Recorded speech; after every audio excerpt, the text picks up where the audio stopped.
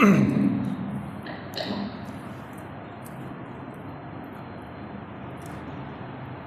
لله الذي خلق الإنسان والصلاة والسلام على عبده الذي فضله بالعلم والإعجاز والبيان وعلى صاحبه أبي بكر جامع القرآن وعلى الفاروق الموصوف بالعدل وكذلك كان وعلى عثمان التقي الحي الذي تستحيي منه ملائكة الرحمن وعلى علي سيد العلماء والشجعان وعلى سائر أهله وأصحابه صلاة قائمة على ممر الزمان. أما بعد، فأعوذ بالله من الشيطان الرجيم. بسم الله الرحمن الرحيم. يا أيها النبي قل لأزواجك وبناتك ونساء المؤمنين أن يدنين عليهن من جلابيبهن ذلك أدنى أن يعرفن فلا يؤذين وكان الله غفورا رحيما. وقال الله تبارك وتعالى في مقام آخر: يا نساء النبي لستن كأحد من النساء إن اتقيتن فلا تخضعن بالقول فيطمع الذي في قلبه مرض وقلن قولا معروفا وقرن في بيوتكن ولا تبرجن تبرج الجاهلية الأولى وأقمنا الصلاة وآتينا الزكاة وأطعنا الله ورسوله إنما يريد الله ليذهب عنكم الرجس أهل البيت ويطهركم تطهيرا. وقال رسول الله صلى الله عليه وسلم: إذا فاتك الحياء فافعل ما شئت، أو كما قال عليه الصلاة والسلام: صدق الله مولانا العظيم وصدق رسوله النبي الكريم ونحن على ذلك من الشاهدين والشاكرين والحمد لله رب العالمين. عزیزان من، بزرگان محترم، اسلام ایک دین فطرت ہے۔ سرکار تو عالم صلی اللہ علیہ وسلم کا ارشاد مبارک ہے: کل مولود یولد علی الفطرہ فابواہ یہودانہ او ینصرانہ او یمجسانہ، کہ ہر بچہ، جو بچہ بھی پیدا ہوتا ہے وہ فطرت اسلام پر پیدا ہوتا ہے، چاہے مسلمان کے گھر ہو چاہے کافر کے گھر ہو۔ پھر فابواہ یہودانہ او ینصرانہ او یمجسانہ، پھر اس کے والدین یا تو اس کو یہودی بنا دیتے ہیں یا اس کو عیسائی بنا دیتے ہیں یا اس کو مجوسی یا ہندو وغیرہ، لیکن اصل جو بچہ ہے وہ فطرت اسلام پر ہی پیدا ہوتا ہے۔ اسلام نے عورت کو کفر کے مکروہ چالوں سے نکال کر ظلمت، اندھیرے اور بے برکتی کی دلدل سے نکال کر عورت کو عزت اور احترام کے مقام پر لے آیا ہے۔ عورت کو گھر کا ملکہ بنا دیا۔ عورت کو عورت کہتی ہیں۔ عورت کسے کہتے ہیں؟ ہم عورت کسے کہتے ہیں؟ عورت کو عورت کہتی ہی پردے کو ہے۔ اس کو عزت فراہم کی، احترام فراہم کیا، ورنہ زمانہ جاہلیت میں عورتیں پردہ نہیں کرتی تھی، عورتیں گھر سے نکلتی تھی بناؤ سنگار کر کے، عورتیں اپنے حسن، اپنے جسم کے نقوش کو ظاہر کرتی تھی غیر مردوں کے لیے۔ اسی کی طرف اللہ جل جلالہ نے قرآن پاک میں اشارہ فرمایا ہے، ازواج مطہرات سے خطاب فرماتے ہیں کہ یا نساء النبی، اے نبی کی عورتوں، اے نبی کی بیویوں، لستن کاحد من النساء، تم دیگر عورتوں کی طرح نہیں ہو، ان اتقیتم، اگر تم تقوی اختیار کر لو، فلا تخضعن بالقول، بس مت پست کرنا اپنی آواز کو، فیطمع الذی فی قلبی مرض، اگر نہ وہ لالچ کرے گا، طمع کرے گا وہ شخص جس کے دل میں کیا ہو؟ بیماری ہو، نفاق کی، اور وقلنا قولا معروف، اور بات کہو اچھی۔ یہاں پر ازواج مطہرات سے خطاب ہے کہ اگر کوئی گھر میں آ جائے، کوئی دستک دے، کوئی بات کرنی ہو تو پردے کے پیچھے بھی بات کرنی ہے تو بھی آواز کو نرم نہیں رکھنا، سخت لہجے میں بات کرنی ہے۔ یہ ازواج مطہرات کو کہا جا رہا ہے۔ ازواج مطہرات جو تمام مسلمانوں کی مائیں ہیں، ماں کی طرف کوئی شہوت کے نگاہ سے، کوئی غلط نگاہ سے نہیں دیکھتا، پھر خاص کر وہ نبی کی بیوی ہو، لیکن ان سے بھی کہا جا رہا ہے کہ تم اپنی آوازوں کو پست مت کرنا، سخت لہجے میں بات کرنا، وگرنہ جس کی دل میں بیماری ہے نفاق کی، وہ اس سے غلط فائدہ اٹھا سکتا ہے۔ یہ نبی کی ازواج سے کہا جا رہا ہے، عام عورتوں کے بارے میں نہیں۔ ہمارے معاشرے میں اگر کوئی پردہ خاتون شروع کرتی ہے تو یا پردے کی بات کی جاتی ہے یا پردے کے بارے میں کہا جاتا ہے تو یہ کہتے ہیں جی ان کا ذہن منفی ہے، ان کا ذہن ہی غلط ہے، غلط باتوں کی طرف ذہن جاتا ہے، یہ کہا جاتا ہے۔ یہاں پر تو نبی کی ازواج سے کہا جا رہا ہے، اور کہنے والے کون ہیں؟ اللہ جل جلالہ ہے۔ ازواج کے ساتھ ہم لفظ لگاتے ہیں مطہرات کا۔ ازواج مطہرات پاک بیوی ہے، نبی کی بیوی ہے، وہ بیوی جو نبی کی صحبت میں رہ چکی ہیں، وہ ان سے کہا جا رہا ہے تم آواز کو بھی پست مت کرو، بے پردے کی تو دور کی بات۔ اب اگلی آیت میں اللہ تعالیٰ کیا فرما رہے ہیں؟ وَقَرْنَ فِي بُيُوتِكُنَّ وَلَا تَبَرَّجْنَ تَبَرُّجَ الْجَاهِلِيَّةِ، تم اپنی گھروں میں ٹہلے رہو، گھروں میں رہو، گھروں سے باہر مت نکلا کرو۔ وَلَا تَبَرَّجْنَ تَبَرُّجَ الْجَاهِلِيَّةِ الْأُولَىٰ، اور پہلی جاہلیت جیسی بے پردگی مت کرو، پہلی جاہلیت جیسی بناؤ سنگار مت کرو۔ جاہلیت اولا، پہلی جاہلیت، جیسے میں نے آپ سے عرض کیا، خواتین نکلتی تھی اور اپنا جسم ظاہر کرتی تھی، غیر محرموں کو اپنی طرف مائل کرتی تھی اور خود ان کی طرف مائل ہوتی تھی، تو نبی کی ازواج سے کہا جا رہا ہے کہ ایسا مت کرو، گھروں میں رہو۔ حضرت سودا رضی اللہ عنہا جن کے ساتھ حضور اقدس صلی اللہ علیہ وسلم کا دوسرا نکاح ہوا ہے، سب سے پہلا نکاح ہوا ہے حضرت خدیجہ رضی اللہ عنہا کے ساتھ، دوسرا نکاح ہوا ہے حضرت سودا رضی اللہ عنہا کے ساتھ۔ یہ عمر میں بہت بڑی تھی، جس طرح خدیجہ رضی اللہ عنہا کی عمر زیادہ تھی تو اس طرح ان کی عمر بھی زیادہ تھی۔ ایک دفعہ ان سے کسی نے کہا کہ باقی ازواج مطہرات حج بھی کرتی ہیں، عمرہ بھی کرتی ہیں، آپ حج عمرہ نہیں کرتی، اس کی کیا وجہ ہے؟ تو انہوں نے فرمایا کہ میں نے حج بھی کر لیا ہے، عمرہ بھی کر لیا ہے، اب چونکہ میرے رب کا مجھے یہ حکم ہے کہ میں گھر میں رہوں، وَقَرْنَ فِي بُيُوتِكُنَّ، گھر سے باہر نہ نکلوں، اس لیے اب میں گھر میں ہی رہوں گی، گھر سے باہر نہیں نکلوں گی۔ اور وہ گھر سے باہر نہیں نکلی یہاں تک کہ ان کا جنازہ گھر سے نکالا گیا۔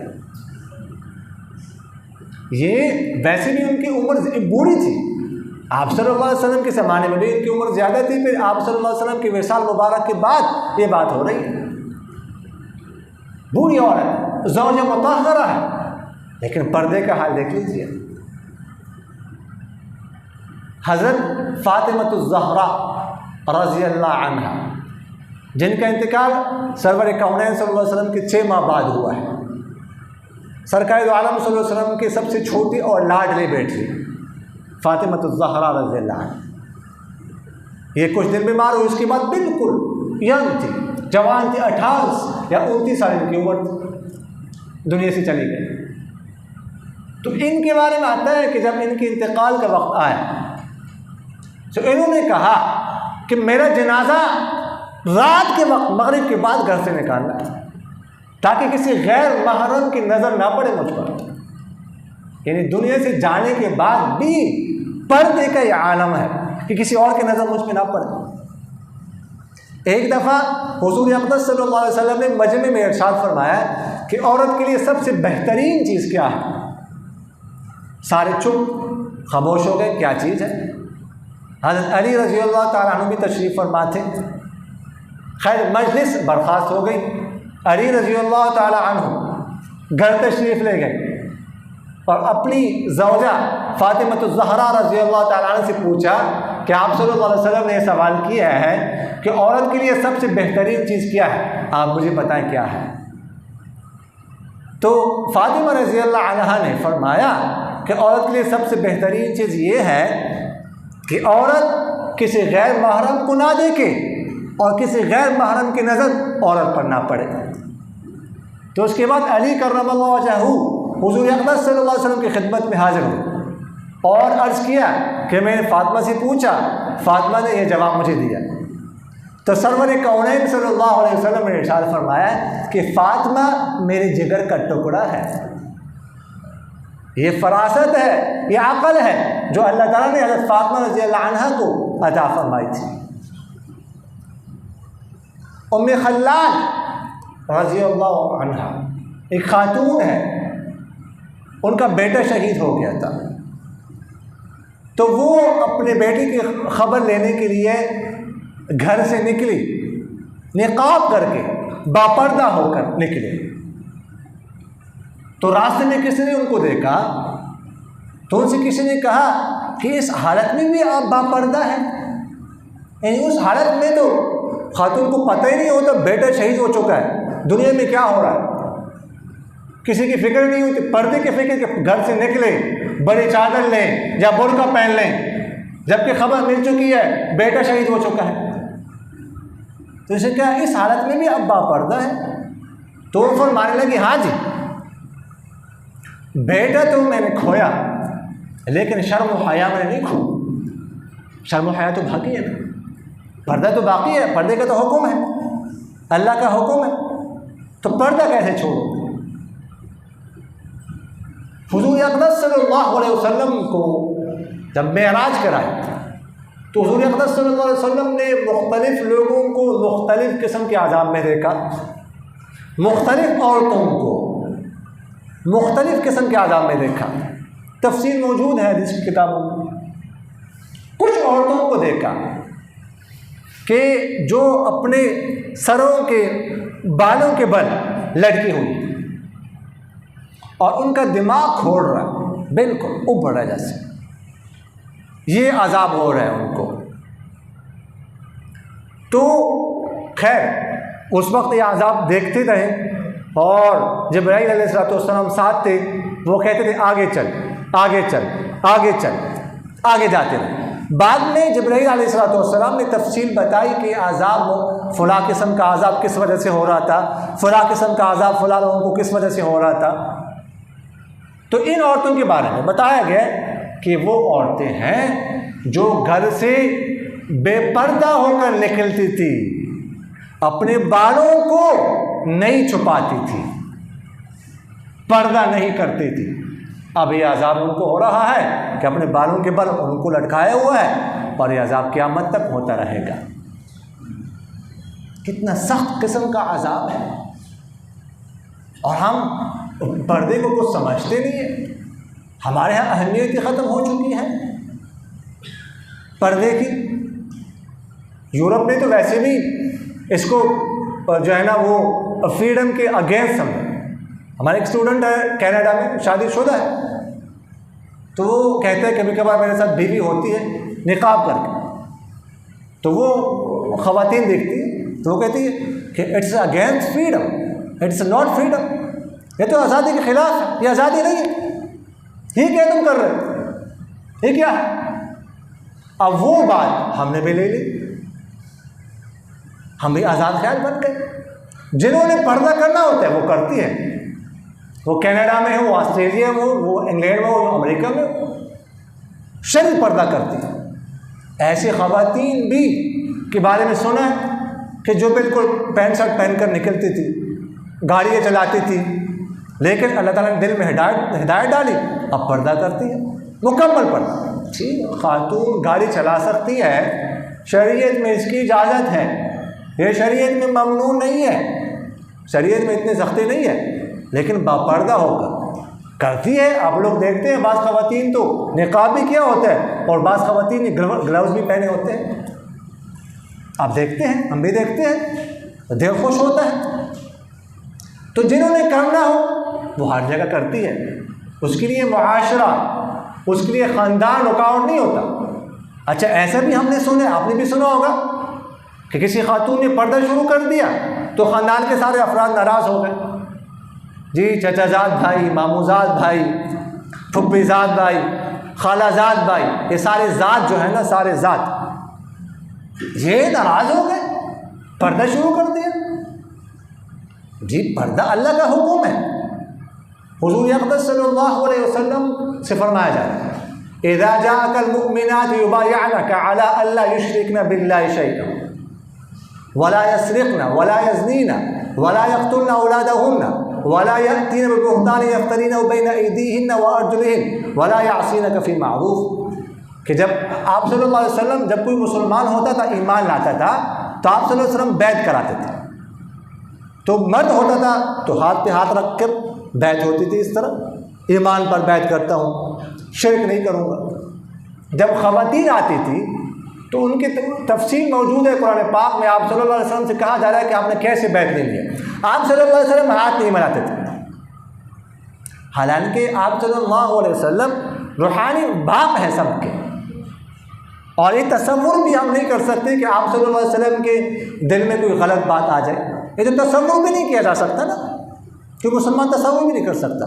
لیکن آپ صلی اللہ علیہ وسلم ہاتھ نہیں ملاتے تھے، خواتین ہاتھ ملائے بغیر صرف اشارے سے بیعت ہوتی تھی۔ کیا بیعت لینی آپ نے؟ سب سے پہلی بات بیعت یہ لینی ہے کہ شرک نہیں کریں گی یہ عورتیں، شرک نہیں کریں۔ اب شرک کیا ہے؟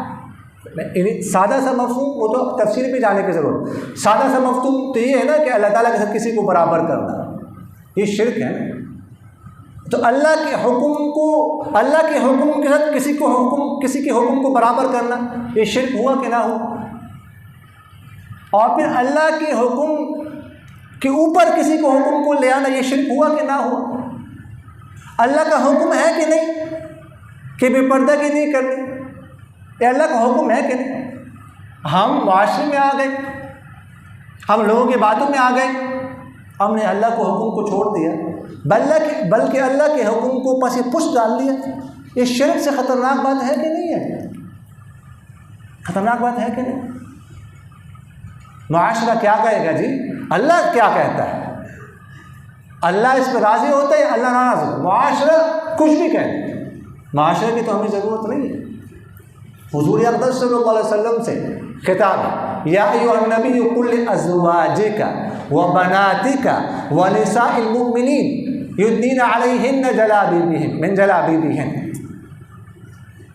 کہ اے نبی اپنی ازواج سے، اپنی بیویوں سے، اپنی بیٹیوں سے اور مسلمان عورتوں سے کہہ دیں کہ اپنے اوپر اڑے جلابیب، جلابیب جمع ہے جلباب کی، جلباب بڑی چادر کو کہا جاتا ہے، وہ چادر جو ایک چادر پہنتی ہے نا گھروں میں، اس کی اوپر چادر جو سر سے لے کر نیچے تک، برقع بھی عبایا بھی ہو سکتا ہے، عبایا بھی اس کو کہا جا سکتا ہے، برقع اور چادر بھی، کہ اپنے اوپر چادر اوڑھے۔